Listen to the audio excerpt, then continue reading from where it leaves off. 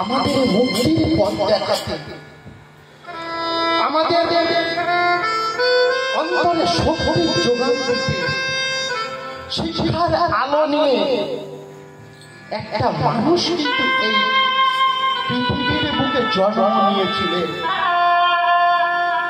জানেন তো সবাইকে কে বাবা? নিমাই চাঁদ। ওমা ভয়ের কিছু নেই, আমি আপনাদের ছেলের মতো কথা বলবেন। জানেন তো 9টা হয়েছে মানে এইবার খেয়ে দিয়ে ঘুমানোর সময় বা সিরিয়াল দেখার সময়। তা সেই সময় এখানে বসে থাকলে ঘুম তো একটু আসবে, যাতে না ঘুম আসে সেই জন্য যতক্ষণ পারবেন আমি যেগুলো প্রশ্ন করব যদি আপনাদের জানা থাকে অন্তত একটু কথা বলবেন। ভয়ের কিছু নেই, আপনারা সংখ্যায় বেশি, আমি সংখ্যায় কম আছি। ভুল বললে বলে দেবেন বাবা এটা ভুল হচ্ছে, কারণ এখানে তর্কের জায়গা না, আলোচনার জায়গা। আমরা যদি নিজেদের মধ্যে আপন না হতে পারি কখনো কিন্তু আমরা সেই জিনিসটা গ্রহণ করতে পারি না।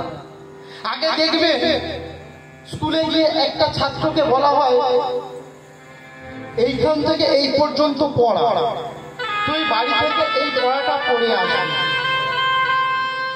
তাকে দিয়ে দিল বা শিক্ষক মহাশয় হয়তো বুঝিয়ে দিলে। এইবারে ছেলেটার সেই জিনিসের প্রতি আকর্ষণ হবে কি?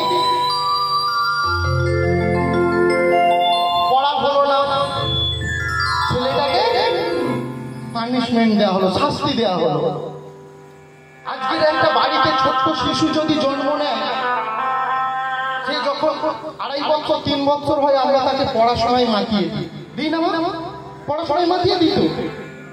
একটা 12 আমরা ভেবে দেখি না যে ওর শিশু বয়স, ওর শিশু মনে যা আছে ও সেটা করবো। আমরা বলি 3 বছর হয়ে গেছে মানে এবার করতে থাক। সত্যি কথা বলতে সময় না, আমরা যখন ছোট ছিলাম আমাদের থেকে আপনারা অনেক বয়োজ্যেষ্ঠ, আপনারা যখন ছিলেন তখন কত বছরে কথা বলতে শিখেছিলেন? কথা বলতে শিখতে শিখতেই হয়তো 5-6 বছর আমার চলে গিয়েছিল। আর আজকের কম্পিউটার ট্রেনিং হয়ে 1 বছরে কথা বলতে শিখে যাচ্ছে। আর আমরা তাকে 1.5-2 বছর 2.5 বছরে স্কুলে ভর্তি করে দিয়েছি। কিন্তু সেই ছেলে বইয়ে মন নেই, বাবা ওদিকে ফোন নিয়ে বসে আছে, মা ফোন দেখছে, টিভি সিরিয়াল দেখছে, সেই দিকে মন। কেন সেই দিকে মন? কারণ দেখবেন ওই বাড়িতে বাচ্চা ছেলেরা থাকলে যেটা করতে বারণ করবেন ছেলেটা কিন্তু আমার ঠিক তাই করবে। এইরকম একটা বাড়িতে একটা বাচ্চা ছেলে 5 বছর বয়স হয়ে গেছে, সে পড়াশোনা শেখেনি, কোনো পড়াশোনা করতেই জানে না, অ আ ক খ কি কিচ্ছু জানে না, ইংরেজিতে না জানে এবিসিডি। পাড়ার যখন সবাই ওর বয়সী যে ছেলেগুলো পড়াশোনা করছে, স্কুলে যাচ্ছে, মা তো দিনরাত দেখে যাচ্ছে, বাবা পড়াশোনা করে একটা কলেজের অধ্যক্ষ, বাবা দিনরাত বয়ে মুখ বুঝে থাকে, যখন বাড়ি আসে বড় বড় মোটা মোটা বই নিয়ে বসে থাকে, ছেলেটার দিকে নজর। ছেলেটা পড়াশোনাও শিখছে না, কিছু করছে না, খেলছে আর বসে আছে।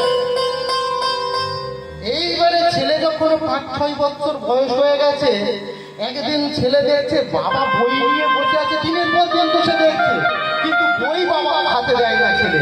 ছেলে ওই পাশ থেকে দেখে বাবা কি করছে, দেখতে দেখতে বাবাকে বলে, বাবা এটা কি, বাবা এইগুলো কি, বাবা ওইগুলো কি। এইভাবে দিনের পর দিন ছেলেটা একটু একটু করে ওই বইগুলো দেখে দেখে নিজের আগ্রহ তৈরি করে বই ঘাঁটতে থাকে। একদিন বাবা এসে দেখছে ছেলে সব বই বের করে লেখালেখি শুরু করছে, পেন হাতে নিয়ে লিখতে চেষ্টা করছে, কিন্তু পারছে না। সেই দেখে দেখে যেমন আছে সেইগুলো চেষ্টা করছে, বাবার অনুসরণ করছে। এইবারে বাবা বুঝতে পারলো ছেলের শিক্ষার সময় এসেছে, ছেলেকে এইবারে শিক্ষা দিতে হবে বলে সেই ছেলেকে তখন পড়াশোনা শেখাতে শুরু করলো। এবং পড়াশোনা শেখানোর পরে স্কুলে যখন ভর্তি করলেন দেখলেন আর পাড়ার যে ছেলেগুলো ফার্স্ট হচ্ছিল, এ যখন গিয়ে এক এক করে ক্লাসে উঠতে শুরু করলো, তখন পাড়া প্রতিবেশীরা বলতে থাকলো ও তো বুড়ো বয়সে পড়তে শিখেছে, তাই ও বয়স বেশি বলে ফার্স্ট হচ্ছে। এ নিয়ে আমাদের, কারণ তাদের মধ্যে ধীরে ধীরে হিংসা তৈরি হচ্ছে। যে ছেলেটা 6 বছর 5 বছর পর্যন্ত পড়াশোনা জানতো না, সেই ছেলেটা আজ এত ভালো পড়াশোনা করছে এবং বিদ্যালয়ে প্রথম হচ্ছে। এর কি রহস্য আছে আমাদের জানতে হবে। একদিন সেই ছেলের বাবার কাছে গিয়ে বলছে ও তো 5-6 বছর পর্যন্ত পড়াশোনা জানতো না, কিন্তু কি এমন আপনারা করলেন, কি এমন কায়দা করলেন যে ওই ছেলে আজকের পড়াশোনায় প্রথম হচ্ছে? তখন ছেলের বাবা বলছে আমি কিচ্ছু করিনি, আমি শুধু ছেলেকে আমার বই থেকে দূরে রেখেছিলাম। আমি যে বইটা পাঠ্য, আমার যে বইগুলো আমি পড়ি, সেই বইগুলো যখন আমি পড়তাম ছেলে পাশে বসে থাকতো, কিন্তু ওকে আমি দেখতে দিতাম না।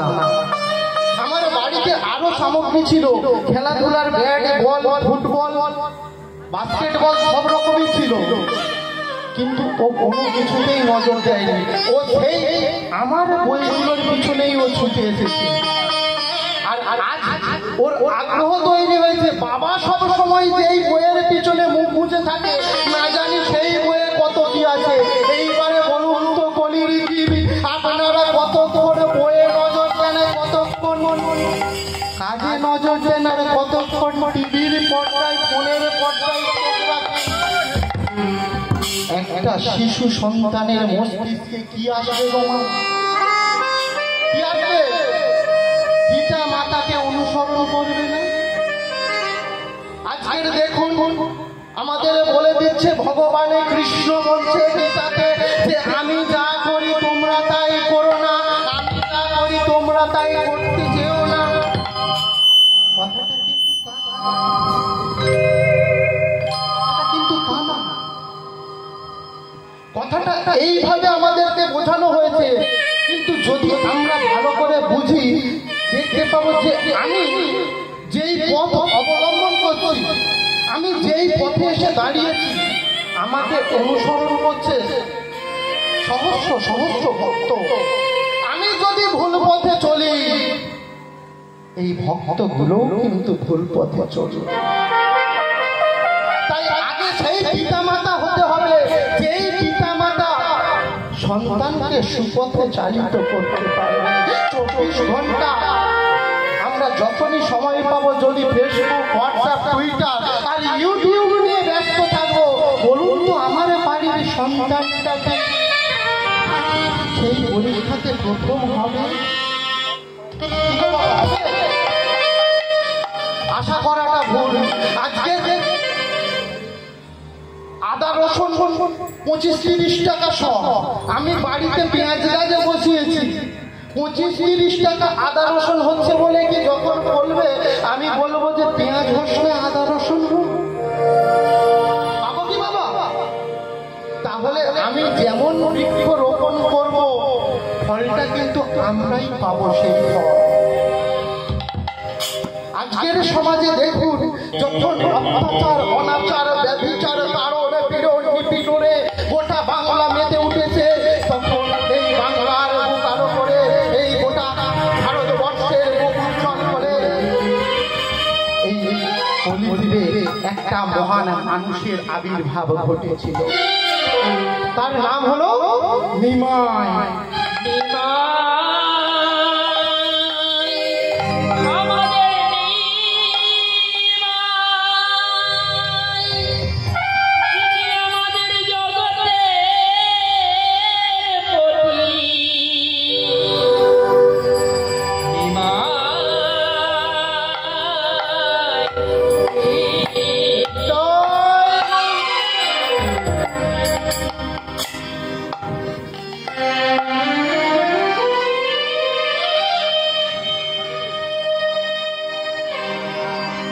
পদকর্তা কি বলছে দেখে,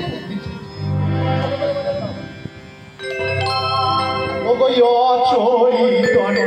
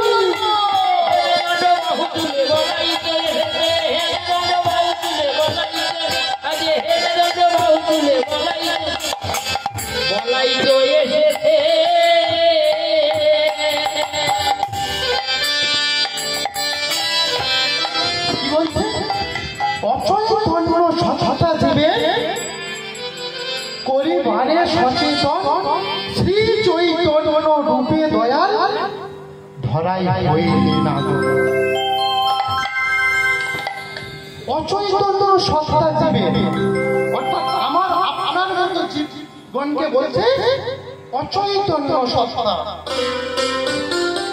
বলুন তো সত্যই কি আমরা অচেতন? আমরা কি চেতনা বিহীন? কি গো বাবা, আমাদের চেতনা আছে না নেই? চেতনা যদি না থাকে তাহলে তো আমরা নার্সিং হোমে গিয়ে ভর্তি হতে পারতাম। বলে এর চেতন নেই, সেন্সলেস হয়ে গেছে, এসে হসপিটালে ভর্তি করো।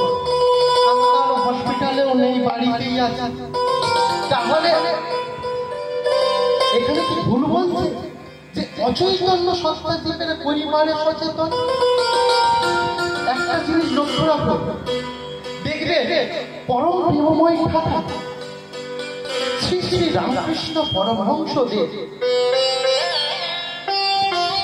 যাকে আশীর্বাদ করতে ওই মাথায় হাতটা দিয়ে বলছে, ওরে তো চৈতন্য হোক,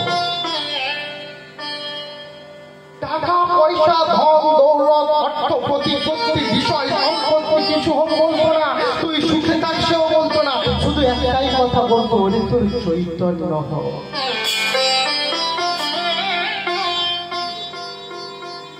এই কথার মধ্যে দিয়ে যাবো নাকি একটা লীলা করে নাচ গানের মধ্যে দিয়ে শেষ করব? যদি আপনারা বলেন কিছু তথ্য এবং তত্ত্ব, কারণ আমরা তত্ত্ব আর তথ্য দুটোকে গুলিয়ে ফেলি। আমরা যেটা তথ্য বলছে তাকেই তত্ত্ব বলে চালিয়ে দিচ্ছি, কিন্তু এই তথ্য আর তত্ত্ব জানতে হবে। তাই যদি বলেন তাহলে তথ্য বা তত্ত্বের মধ্য দিয়ে আমি কিছু সময় অতিবাহিত করতে পারি। আর যদি বলেন যে না বাবা, আমরা একটা লীলা শুনবো, সেই চিরাচরিত প্রথা অনুযায়ী হরিবাসর হবে, একটা লীলা শুনবো, বাড়িতে গিয়ে ঘুমাবো, কালকে খেয়ে দেখবো, আবার যেমন করছি তেমন করবো। আর যদি বলেন যে না, এমন কিছু আমাদের কাছে শোনাও বাবা, নতুন যদি কিছু থাকে যেটা আমাদের সমাজকে একটু হলেও চলতে সাহায্য করবে, তাহলে আপনাদের সেই আদেশ শিরোধার্য করে আমি কিছু সত্য তথ্য তুলে ধরতে পারি, যদি আপনারা আমাকে অনুমতি দেন।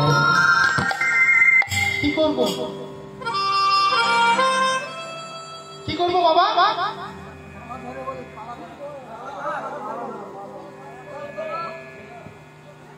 এইভাবে চলুন।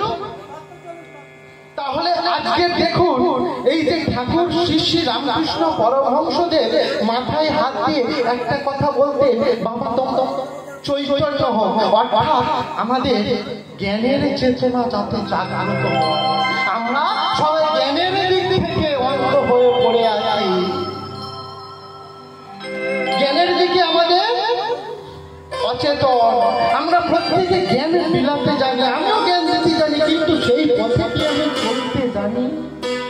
আগে জানতে হবে, আগে নিজেকে সেই জায়গায় নিয়ে যেতে হবে, চেষ্টা করতে হবে কতদূর আমি মানুষকে যতদূর নিয়ে যেতে পারবো, সমাজে যেটা সুপথ সেই সুপথ আমি কিভাবে দেখাতে পারবো। শুধু কৃষ্ণ নাম হরি নাম করলাম, একাদশী তিথি পালন করলাম, আর এদিকে বড় বড় আসন সাজিয়ে 56 ভোগ রন্ধন করে গোপালের সেবা দিলাম। আরে বাড়ি যা ঠাই হলো না, সেই বৃদ্ধ পিতা মাতা যে কিনা না খেয়ে না দে একটু একটু করে তিল করে বড় করলো, সেই বৃদ্ধ পিতা মাতাটাকে বাড়ি থেকে বের করে দিলাম, বা বাড়ির পিছনে একটা ছোট কুঁড়ে ঘর তৈরি করে দিলাম, আর যেখানে গিয়ে আমার বাবা মা থাকবে। কারণ আজকের আমার এই পাথর বসানো অট্টালিকাতে বাবা মার পদধূলি যদি পড়ে, তাহলে যে সাদা পাথরের বুকে কালো দাগ হয়ে যাবে, বারবার কি পরিষ্কার করবে?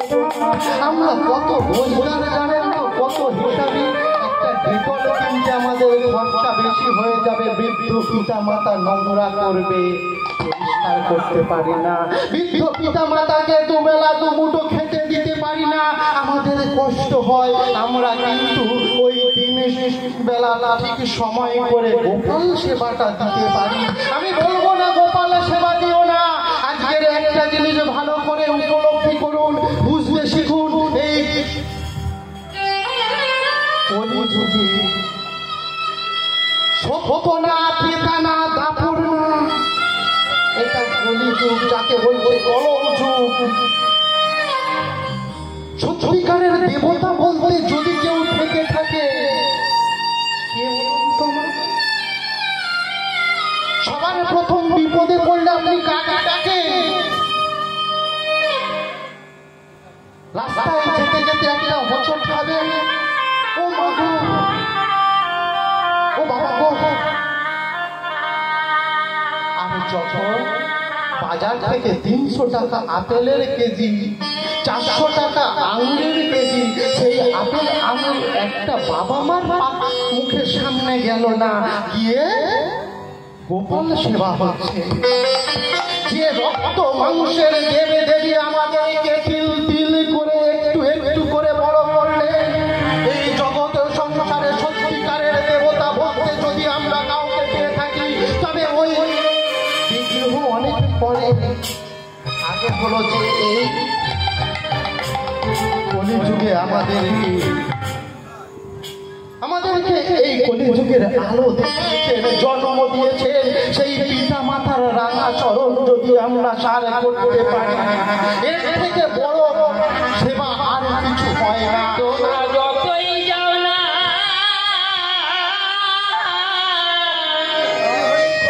মন্দির মসজিদ, যতই যাও না মন্দির মসজিদ, যতই করো গঙ্গার স্নান, বাবা মাকে না পারলে ভালো হয় না খুশি হও। বাবা মাকে না বাসলে ভালো হয় না খুশি হও।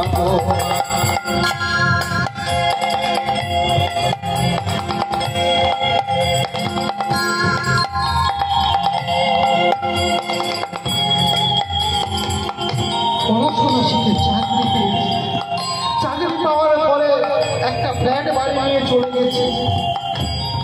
বাবা মা পড়ে আছে গ্রামের বাড়িতে, বাবা মাকে নিয়ে যেতে সাধ্য হয় না, বাবা মাকে খবর পর্যন্ত নেওয়ার সময় হয় না। নাইবা আমি নিয়ে যেতে পারলাম, কিন্তু কিছু অর্থ দিয়ে বাড়িতে তো একটা কাজের লোক রেখে যেতে পারি, যে বাবা মার সেবা যত্ন করবে। কারণ আমাদের কর্মময় জীবন, কর্ম আমাদের করতে হবে। কিন্তু যে দেবতাকে চরণ না সেবা করলে আমাদের জীবনে সার্থক হয় না। যতই আমরা পাথর বসিয়ে অট্টালিকা, বড় বড় অট্টালিকা করে মন্দির করে ওই বিগ্রহ প্রতিষ্ঠা করি না কেন, আসলে বিগ্রহ যে আমাদের জন্ম লগ্ন হতে আমাদেরকে ধরা যায় বসে দেওয়া যায়। বাবা মাকে জগৎ সেরা এ ভব সংসারে, বাবা মাকে জগৎ সেরা এ ভব সংসারে, তাদের সেবা করলেই পাবে সকল দেবতারে, তাদের সেবা করলেই পাবে সকল দেবতারে। যেতে হবে না গো তোমায়, যেতে হবে না গো তোমায়, ধর্ম করতে তীর্থস্থান। বাবা মাকে না বাসলে ভালো হয় না খুশি হও। যখন ছোট্ট ছিলাম, একটা বাড়িতে যখন ছোট্ট শিশু কত নোংরা করে, আর সময় মতো পায়খানা করে, প্রস্রাব করে, কিন্তু মাটি কখনো ওকে সরিয়ে দিতে পারে। তাহলে আমরা কেন ভাবি যে আজকের আমার বাবা নোংরা করছে, মা নোংরা করছে, আমি পারবো না? এটা তো আমাদের কর্তব্য। যেমন আমরা যখন এসেছিলাম শিশু হয়ে ওই বাবা মায়ের কোলে, ওই বাবা মাও যে আমাদের কোলে শিশু হয়েই যেতে চায়। তোমায় বুকে জড়িয়ে ধরে কত কষ্টে মানুষ করে, সেই বাবা মার দু চোখে জল কবু যেন নাহি ঝরে।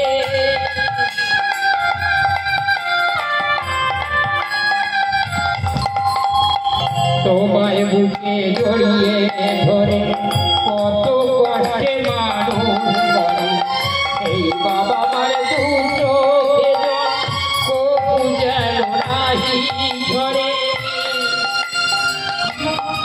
আমরা কি সত্যই সেই পথ অবলম্বন করতে পারি? আজকে ভেবে একটা জিনিস বারবার কেন বলছি, ভেবে দেখুন, ভেবে দেখুন, ভেবে দেখুন, আজকের সমাজে কটা সন্তান এই পথ অবলম্বন করতে পেরেছে। যে সন্তানদের পিতা মাতা আছে তারা কখনো বুঝবে না, বুঝবে কখনো যখন দাঁতটা হারিয়ে যাবে। আজকের দাঁত আছে, শক্ত খাবার আমাদের কাছে কিছু না। যত শক্তই মোটর গোড়াই দিক না কেন, আমরা চিবিয়ে চিবিয়ে খেয়ে নিই, কিন্তু শেষের দিনে যদি একটা সন্দেশ একটু দইও এনে দেয়, তাই মাড়িতে কামড়ে খেতে পারি না, কারণ যখন দাঁত থাকে তখন আমরা বুঝি না। তাই আজকের বাড়িতে পিতা মাতা আছে, আমরা বুঝবো না। এই পৃথিবীর মাঝে ওই বাবা মার জন্য, এই পৃথিবীর মাঝে ওই বাবা মার জন্য, তাদের চরণ করলে পূজা জনম হবে ধন্য, তাদের চরণ করলে পূজা জনম হবে ধন্য, তাদের মতো গুরুরে আর, তাদের মতো গুরুরে আর নাই তো কোনো ভগবান।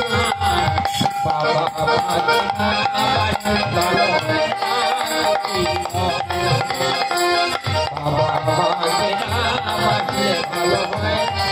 ওরে ওরে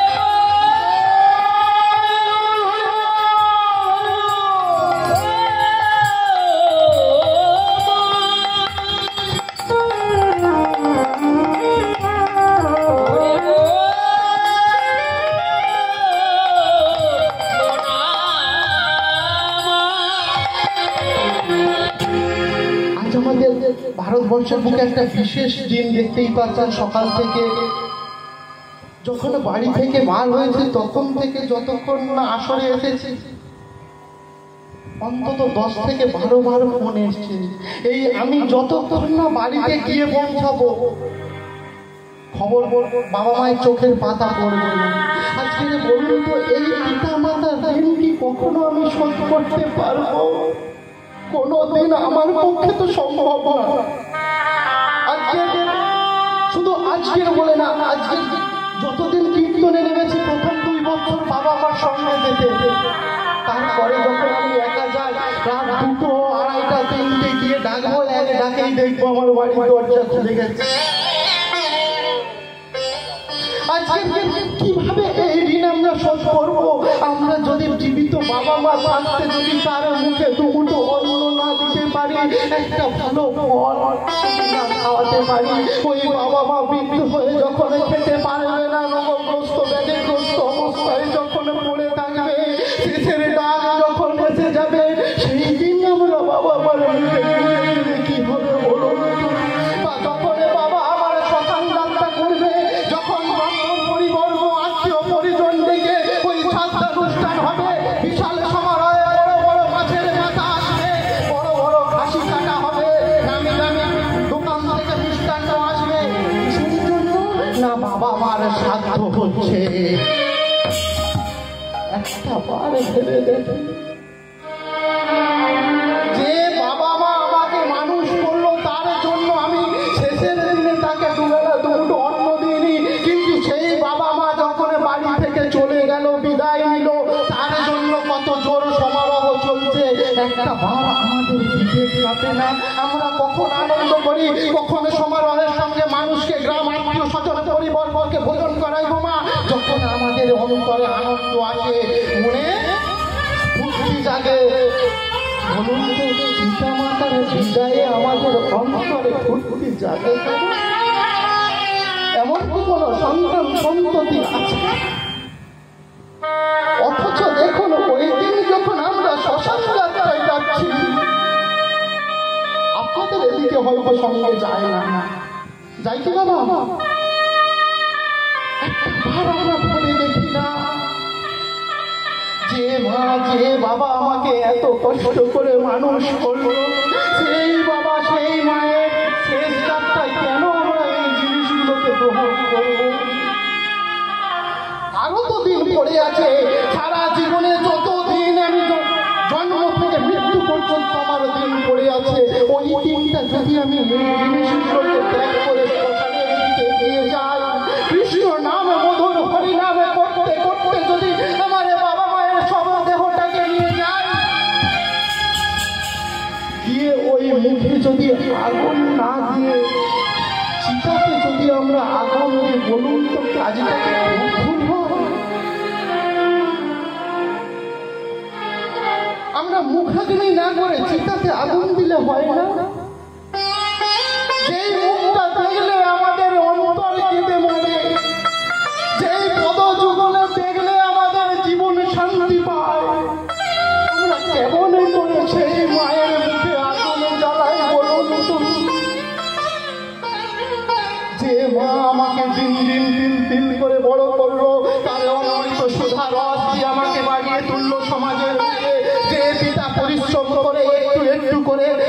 তুলে দাঁড় করালো, সেই পিতাকে কেমন করে শেষ দিনে এইভাবে বিদায় দেবে? আমাদের কিছু কিছু বোঝার আছে। আমি জায়গাগুলো তুলে ধরছি মাত্র, আপনারা উপলব্ধি করে যদি পারেন আগামীর দিনগুলোতে আপনারা সেইভাবে চলবেন। আমি বলবো না এইটা করো, আমি বলবো না ওইটা করো, কারণ এমনিতেই আমার পোশাক আশাক দেখেই মনে হচ্ছে পিটন খাওয়া গুরুদেবের ছাত্র আমি। আজকের সমাজে পিটনে কারা খায়, মার কারা খায়, একটা বারে ভেবে দেখুন তো। সত্য আর ন্যায়ের পথে একটা বার চলে দেখুন, সত্য আর ন্যায়ের পথে একটা বার চলতে শিখুন, দেখবেন আপনার পিছনে ফাঁকা হয়ে গেছে, আর কেউ নেই আপনার পিছনে। যেই মিথ্যার বশবর্তী হয়ে এক গাদা কারি কারি টাকা ওড়াবেন, দেখবেন আপনার বাড়িতে লোকের অভাব হবে না। আজকের গৌরাঙ্গ মহাপ্রভু, যে চৈতন্য মহাপ্রভু কলিযুগে অবতীর্ণ হয়েছে, ঠাকুর পরম প্রেমময় ঠাকুর বলছে, ওরে তোর চৈতন্য হোক। সেই চৈতন্য কিসের চৈতন্য? না জ্ঞানের চৈতন্য।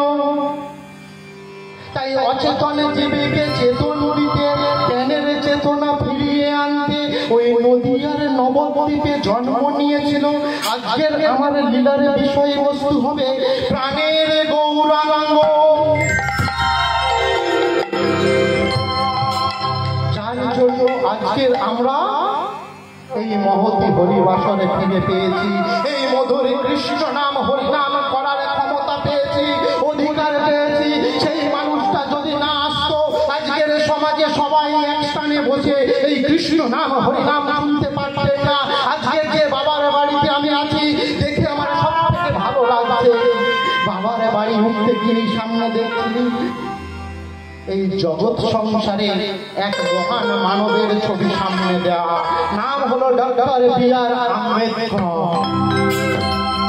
কে গো মা? কে বাবা? Doctor B R. আম্বেদকর কে? আমাদের সংবিধানের রূপকার। শুধু সংবিধানের রূপকার না, আজকের এই যে মানুষগুলো বসে আছে, এখানে কোনো ভেদাভেদ আছে কি? এই যে ভেদাভেদ ভুলে সবাই বসতে পেরেছেন শুধুমাত্র ওই মানুষটার জন্য, কিন্তু এর পেছনে একটা রহস্য দেখুন। ওই মানুষটা তো অনেক পরে বলেছে, ওর আগে দেখুন গৌরাঙ্গ মহাপ্রভু আমার কি বলে গেছে। তিনি বলছেন জাতি ধর্ম বর্ণ স্ত্রী পুরুষ নির্বিশেষে সকল মানুষ সমান। তাহলে কে পথ দেখিয়ে যাচ্ছে? আমার গৌরাঙ্গ মহাপ্রভু। আজকের যে মায়েরা কপালে সিঁদুর হারিয়ে বসে আছে, বৈধব্য বেশ নিয়ে আছে, একটা পার বলুন তো, এই বৈধব্য বেশে আজ যে এখানে উপনীত হয়েছে, কার জন্য? এই জগৎ সংসারে এখনো আপনি জীবিত আছেন কার জন্য? কার জন্য বাবা? আমরা তো কৃষ্ণ নাম শুনি, হরি নাম শুনি, কিন্তু এমন কিছু কিছু জিনিস আমাদের জানতে হবে। আজকের দেখুন, কৃষ্ণ নাম হরি নাম শুনতে গেলে রামায়ণ মহাভারত ভাগবত তিনটে গ্রন্থ আমাদের সবার প্রথমে নাম আসে। আজকের বলুন তো, ওই রামায়ণ মহাভারত ভাগবতে কোথায় নারী শিক্ষার উল্লেখ আছে? যে নারী শিক্ষিত না হলে কখনো সমাজ শিক্ষা পায় না, কখনো সমাজ উন্নত হতে পারে না, কখনো সমাজ এগিয়ে যেতে পারে না। সেই নারী শিক্ষার জন্য কোন শাস্ত্র লিখে গেছে?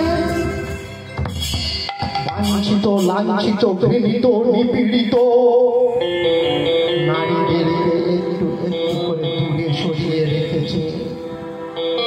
আজকের জ্যোতিরাও ফুলে, সাবিত্রীবাই ফুলে যদি না আসতো এই সমাজের বুকে, এই মায়েরা কখনো শিক্ষার আলো দেখতে পেত না। আর মাটি যদি পবিত্র না হয়, কখনো ভালো ফসল কি হতে পারে? এদিকে ধান চাষ হয় না, সবজি চাষ হয় গো বাবা? কি চাষ হয়? চাষবাস হয় নাকি হয় না? হয়তো ঘুম পাচ্ছে নাকি? ছাড়া নেই কেন বলুন না মা?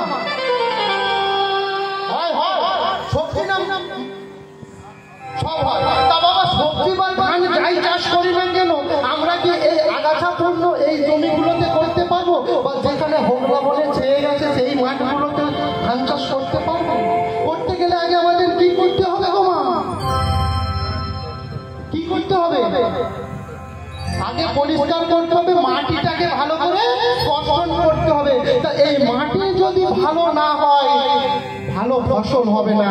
এইবারে মাটিটাকে আমি ভালো করে কর্ষণ করে করে করে করে লাঙল দিয়ে ভালো করে মাটি তৈরি করলাম। এইবারে বাড়িতে 6 বছর আগেকার গোলায় ধান ছিল, ফুটিয়ে খেয়ে খেয়ে পড়েছিল, সেই বীজ নিয়ে আমি রোপণ করতে গেলাম। বলুন তো ফসল ভালো হবে না খারাপ হবে? তাহলে মাটি তো আগে হলো, তারপরে কিসের দরকার? ভালো বীজের দরকার। ভালো বীজ যদি না আমরা রোপণ করতে পারি ভালো ফসল কখনো পাবো না। তাহলে মাটি যেমন ভালো হতে হবে। ওমা, কোন মাটির কথা বলছিল? আমি কি কৃষি দপ্তর থেকে এসেছি মাটি শেখাতে এসেছি চাষবাস কিভাবে করবেন নাকি? বুঝতে অসুবিধা হচ্ছে নাকি? অসুবিধা হয়নি তো?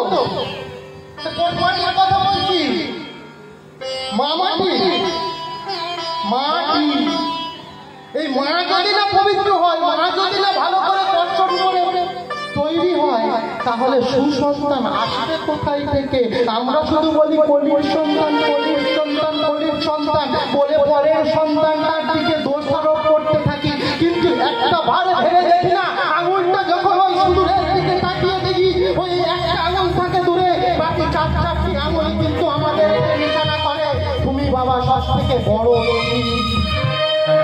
আজকের তুমি নিজে যদি না শোধরাও জগৎকে শোধরাতে পারবে না।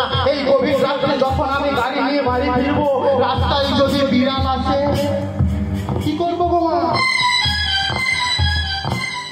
গাড়ি নিয়ে দাঁড়িয়ে যাবো, পরে পিছনের কেউ গাড়ি এসে যা খেয়ে মরুক, তারপরে আমি যাবো। বাড়ির পাশে যদি একটা ঝগড়া হয়, আগে খুঁজবেন ছেলে কোথায়, ছেলে কোথায় বলে ছেলেটাকে আগে হাত ধরে নিয়ে ঘরে ঢুকবে, আর ওই ঢোকার পরে জানলাটা খুলে পাশের বাড়ির ছেলেটাকে বলবে, হ্যাঁ রে বাবা কি হয়েছে একটু দেখে আয় না। ভুল বলছি নাকি মা? তাহলে দেখুন নিজের ছেলেটাকে ঘরে আর পরের ছেলেটাকে মরণের সম্মুখে। তাহলে আমাদের বোঝার আছে যে আগে আমাদেরকে সাবধান হতে হবে। আমরা যদি ভাবি যে ও করবে, সে করবে, ও করবে, কখনো হবে না। আমাদেরকে শক্ত হয়ে পা ফেলতে হবে। আজকের যাবো তো কি হয়েছে? প্রত্যেকে এসেছি চলে যাব, কেউ এই জগতে থাকবো না। কেমন এসেছি কেমন যাব, কেউ কিছু নিয়ে যেতে পারবো না।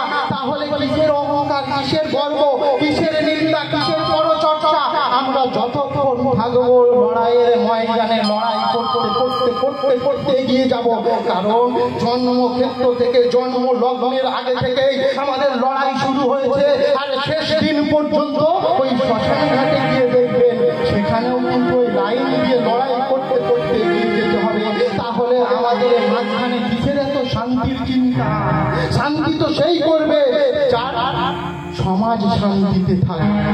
যে সমাজ আজ বেতালে চলছে, সেই সমাজকে তাল দিতে আজকের কত বড় বড় মহান কীর্তনিয়ারা বলছে, পদ পদাবলী ছেড়ে তোমরা এই পথে গিয়েছো, সমাজটাকে কীর্তন থেকে নষ্ট করে দিচ্ছ।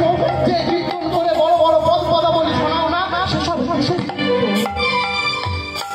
যে সমাজ চলছে বেতালে, সেই সমাজটাকে তালে না ফিরিয়ে মধুর মধুর বড় বড় তাল শোনালে বাবা, সে তো বড় বড় তাল সুপারস্টাররা শোনাবে।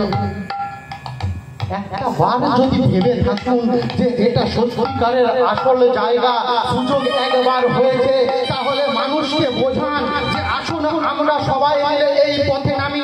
যে পথে গেলে আমরা সমাজকে পরিবর্তন করতে পারবো, যে পথে গেলে আমরা এগিয়ে যেতে পারবো। আমাদের পরের পদানত হয়ে থাকতে হবে না। কেউ ঠকিয়ে একটা টিপসই দিয়ে বিঘের পর বিঘে জমি নিজের নামে করে নিতে পারবে না। যে শিক্ষার আলোয় গেলে আমার বাড়ির সন্তানটা মালা ঝোলা নেওয়ার আগে বইয়ের ব্যাগটা মাথায় নেবে। কৃষ্ণ নাম করেন তো মা?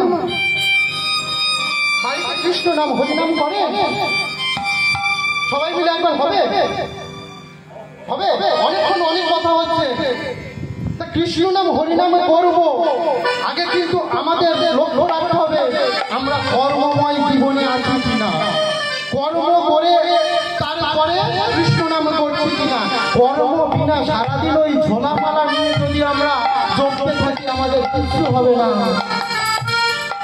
বলিও মায়েরা, বলিও বাবারা, নাম বলে নাও হরি নামের তরিতে মায়েরা, বলিও বাবারা, নাম বলে নাও হরি নামের তরিতে মায়েরা বলিও মায়েরা,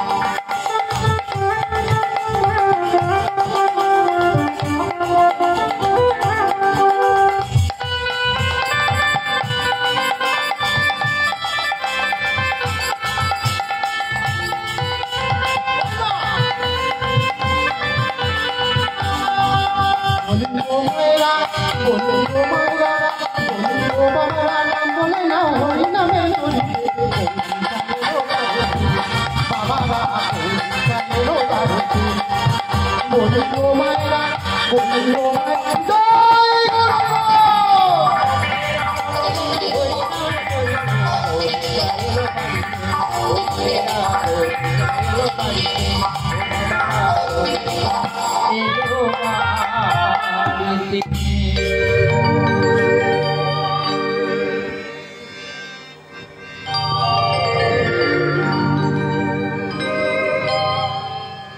আজকে দেখুন আমরা বলছি নিমাই কলিযুগে অবতীর্ণ হয়েছে, তাই তো মা? নিমাই কলিযুগে অবতীর্ণ হয়েছে কিভাবে? কিভাবে অবতীর্ণ হয়েছে গো বাবা? চিরাচরিত প্রথা অনুযায়ী আমরা তো অনেক কথা শুনে আসছি। ওই নবদ্বীপের কতগুলি ভক্তগণ তারা চোখের জলে কাঁদতে কাঁদতে কাঁদতে কাঁদতে ওই শান্তিপুরের পথে চলেছে, তাই তো বাবা? নাকি কারটাকে নিমাই এসেছে? অদ্বৈত আচার্যের ডাকে ওই নবদ্বীপে যখন অত্যাচার অনাচার ব্যভিচার তারণ পীড়ন নিপীড়নে গোটা নবদ্বীপ ছেয়ে গেছে, তখন নবদ্বীপের বেশ কিছু ভক্তগণ আস্তিক থাকতে পারলেন না, তারা ছুটতে ছুটতে চললে ওই শান্তিপুরের পথে। তাই তাই তাই কি বলছে? ওগো গেল সবে শান্তিপুর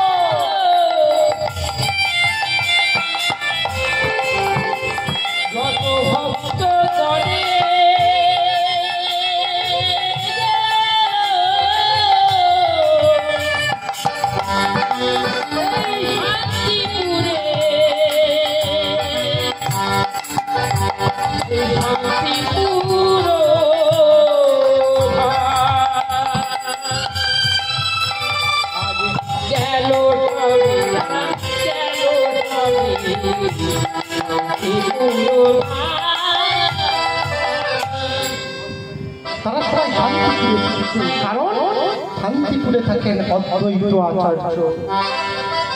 দেখুন, নিমাইয়ের জন্মের যে পথ আমি দেখাচ্ছি, দুটো দিক আমি তুলে ধরবো। আপনাদের যেটা গ্রহণ করার মনে হবে আপনারা সেটা গ্রহণ করবে, যেটা মনে হবে যে ওটা মিথ্যা, নেওয়ার দরকার নেই। দুটো দিক আপনাদের সামনে তুলে ধরেছি। দেখুন, চিরাচরিত প্রথা অনুযায়ী যেটা আমরা শুনে আসছি, ওই নবদ্বীপ থেকে চলেছে শান্তিপুরের পথে শান্তিপুরনাথ অদ্বৈত আচার্য তার চরণে পতিত হয়ে বলছে, ওগো শান্তিপুরনাথ, তুমি না বড় শান্তিতে পড়ে আছো, কিন্তু আজ যে নবদ্বীপ ভেসে যায়, কেমন করে ওই নবদ্বীপের বুকে শান্তি ফেরানো যায়? বলুন না ঠাকুর, তার একটা প্রতিকার আপনি বলুন না। শ্রীবাস, গদাধর, জগন্নাথ, তোমরা বাড়ি ফিরে যাও। কেমন করে ওই নবদ্বীপের বুকে শান্তি ফেরানো যায় তার আমি একটা চিন্তা আমি করছি। ভক্তের কাছে প্রতিজ্ঞাবদ্ধ হলেন ভক্তাধীনে ভগবান অদ্বৈত আচার্য আমার।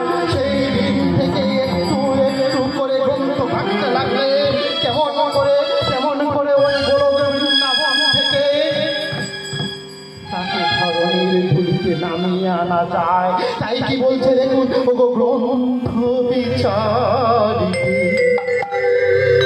পড়িল মনে আনন্দ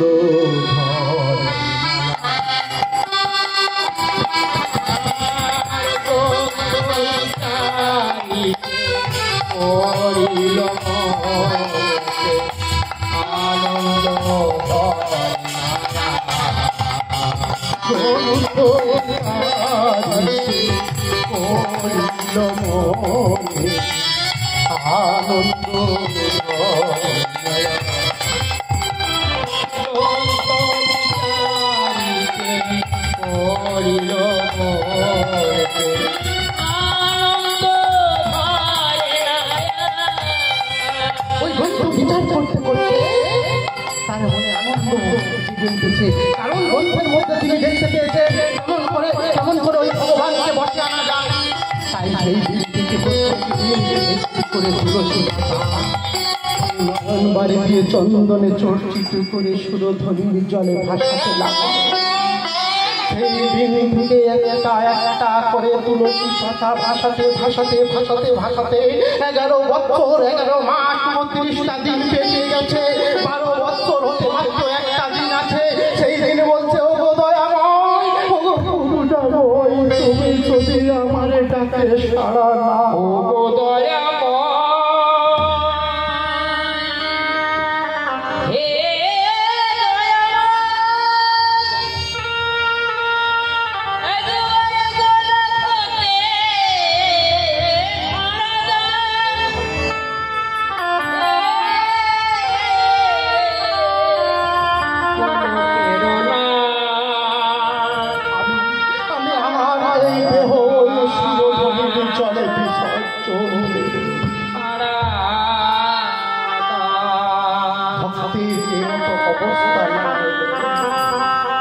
ভগবানে কখনো আমাদের বশবর্তী হন না।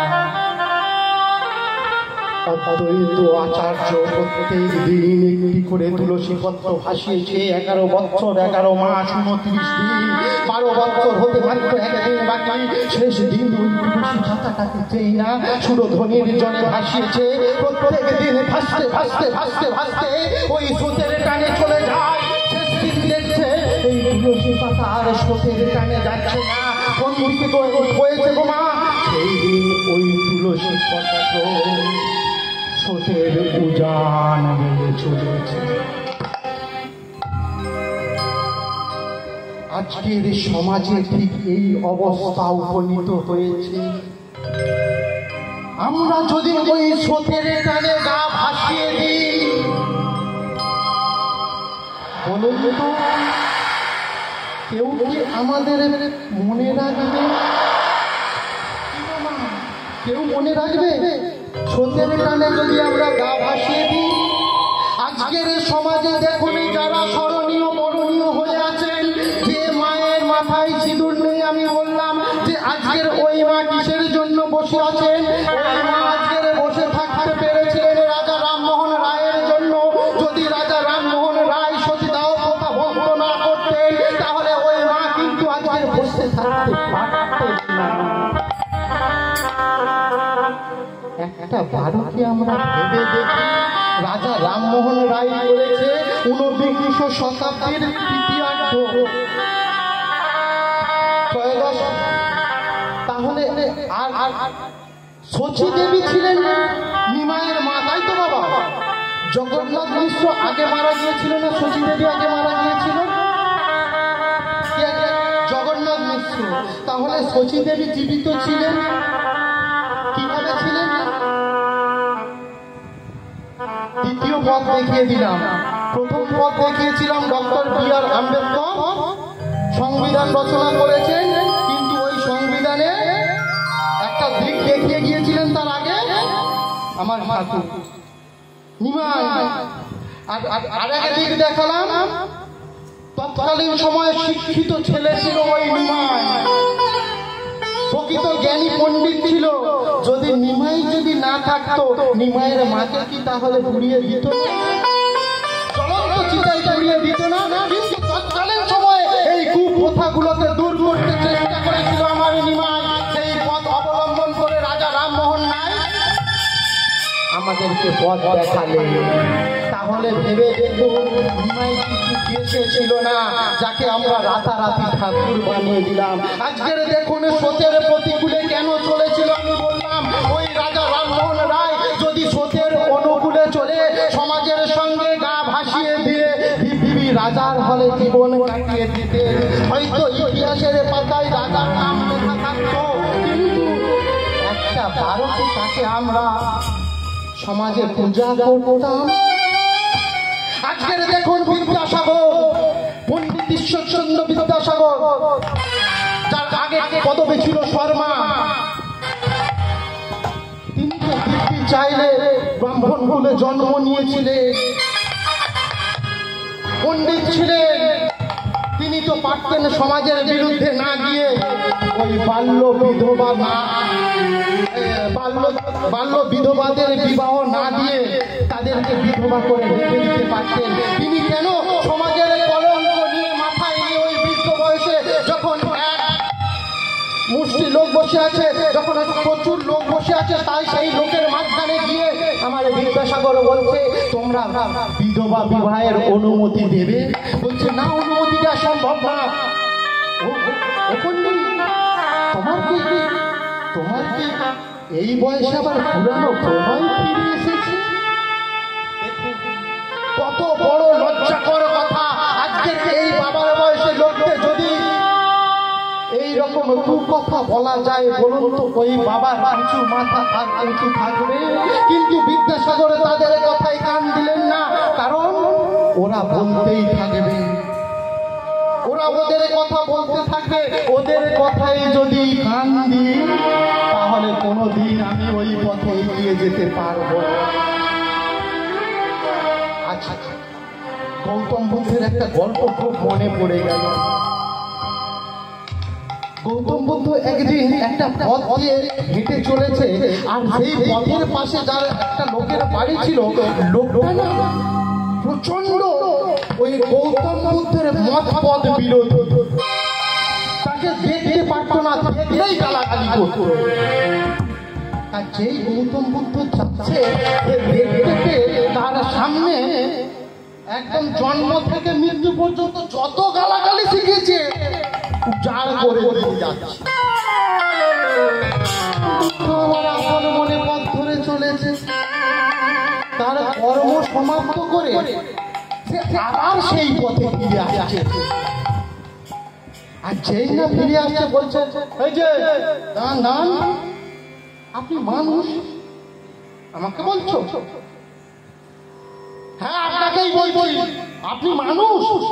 এত গালাগালি করলাম, লজ্জাটুকু নেই, এই পথে আসছে, তুমি আমাকে গালাগালি করেছো। আচ্ছা আচ্ছা, আমার একটা কথার উত্তর দাও তো। ওসব কথা ছাড়ো, আগে আমার একটা কথা শোনো তো। মানে বলুন, আচ্ছা তোমার বাড়ি ধরো কোনো অতিথি এসেছে, সেই অতিথি এসে যখন সে একটা উপহার নিয়ে এসে তোমাকে দিচ্ছে, তুমি সেই উপহারটা নিলে না, তাকে ফিরিয়ে দিলে, বলো তো উপহারটা কার থাকবে? বলে কেন? সেই অতিথিরই হয়ে যাবে। ওই আমি যখন যাচ্ছিলাম তুমি কোথায় গালাগালি করেছো আমি তো শুনিনি। দেখুন, আমাদের সমাজে এইভাবে এগিয়ে যেতে হবে, বুঝতে পারলেন কিছু? গালাগালি করবে, কিন্তু যে গালাগালি করবে তার গালাগালি তারই থেকে যাবে, আমার কিছু যায় আসবে না। কারণ ওই কথাই কান দেব কেন? আমি সত্যের পথে এগিয়ে গেলে বাধা অনেক আসবে। তাই দেখুন, আমার বিদ্যাসাগর ঠাকুর যখন একের পর এক ন্যায় নিষ্ঠার সঙ্গে মানুষকে পথ দেখাচ্ছেন, শিক্ষার আলো দেখাচ্ছেন, সমাজ কিন্তু সেদিনও তাকে মেনে নেয়। সেও কিন্তু সত্যের প্রতিকূলে চলেছিল। তিনিও কি খারাপ মানুষ? কি গো বাবা, আজকে আমরা যেটা দেখছি না এটা সঠিক না, এর মাঝে কিছু ঢাকা পড়ে আছে যেটা আমরা দেখতে পাই না, যেটা আমরা বুঝতে পারি না। তার পিছনে আমরা সামনের পর্দাতে যে সিনেমাটা দেখতে পাই, তার পিছনে পর্দার পিছনে আরো একটা সিনেমা হয়, সেই সিনেমা আমাদের চোখে আসে না। সেটা যখন আসে তখন সময় অনেক দেরি হয়ে যায়। তাই বলছি, সময় থাকতে থাকতে সত্যের প্রতিকূলে হাঁটা জোরে হয়ে ঠিক আছে। এই সমাজের প্রতিকূলে চললে সত্যের প্রতিকূলে, তবে সত্যের প্রতিকূলে চলবো মানে কি অন্যায়ের পথ ধরে চলতে আমি বলছি না, ন্যায়ের পথ ধরে। দেখুন, আজকের আপনারা প্রত্যেকেই কিন্তু কুরুক্ষেত্র যুদ্ধের কথা শুনেছেন তো বাবা? কুরুক্ষেত্র যুদ্ধ হয়েছিল কতদিন বোমা? 18 দিন, তাই তো? 17.5 দিন বা 18 দিন। তা এই যে 17.5 দিন বা 18 দিন কুরুক্ষেত্র যুদ্ধ হয়েছিল, এই যুদ্ধে দুটো পক্ষ ছিল। কোন কোন পক্ষ বাবা? কোন কোন পক্ষ ছিল গো বাবা?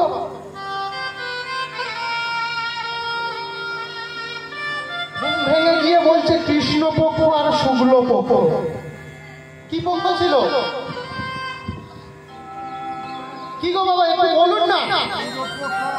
কৌরব পক্ষ, পাণ্ডব পক্ষ। জানি আপনারা আমাদের থেকে অনেক বেশি জানেন, কারণ আমাদের চুল এখনো কালো আছে, আপনাদের কিন্তু সাদা হয়ে গেছে, অর্থাৎ জ্ঞান আপনাদের আছে। হয়তো আমরা এখানে দাঁড়িয়ে আছি, আপনাদের মতো মহৎ মানুষ আমরা কিন্তু না।